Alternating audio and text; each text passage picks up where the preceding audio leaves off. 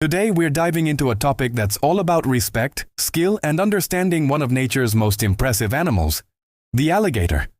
Now, alligator handling is a regulated and specialized activity, often for conservation, research, or nuisance control, and it's definitely not for the faint of heart. This guide is for educational purposes, to give you a behind-the-scenes look at what professionals consider when they approach these incredible reptiles. First things first, safety and legality. Before anyone even thinks about approaching an alligator, they know their local laws. In places like Florida or Louisiana, alligator management is strictly controlled by wildlife agencies. You need permits, licenses, and specific training. This isn't a weekend hobby, it's a serious business that prioritizes human and animal safety. Professionals never work alone and always have a solid plan.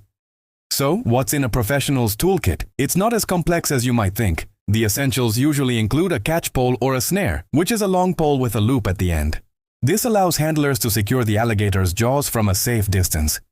They also use strong ropes and often electrical tape to secure the mouth once it's closed. Heavy-duty gloves are a must for protecting hands, and depending on the situation, they might use a boat designed for navigating shallow, swampy waters.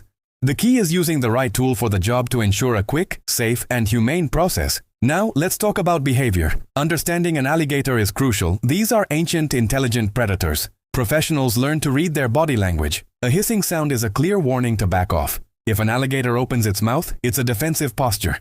Experts know that alligators are fastest in a straight line, over short distances, and especially in the water. They are ambush predators, so they conserve energy. This knowledge helps handlers predict the animal's next move and position themselves safely. They never underestimate the alligator's power and speed.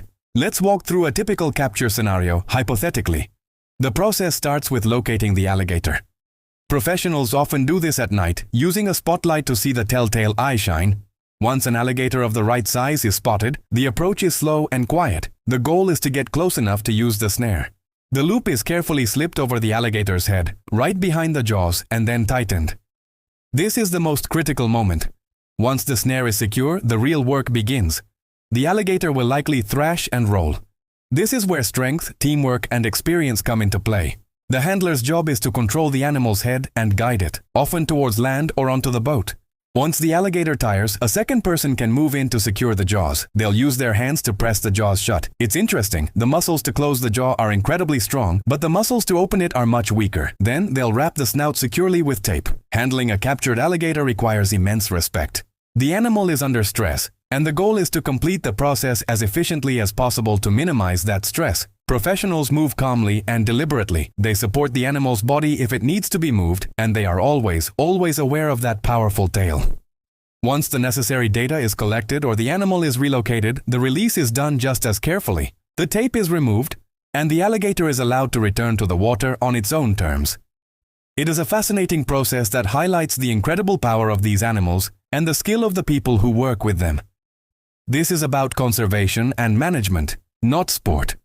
It's a dance of respect between humans and one of the wild's most magnificent creatures.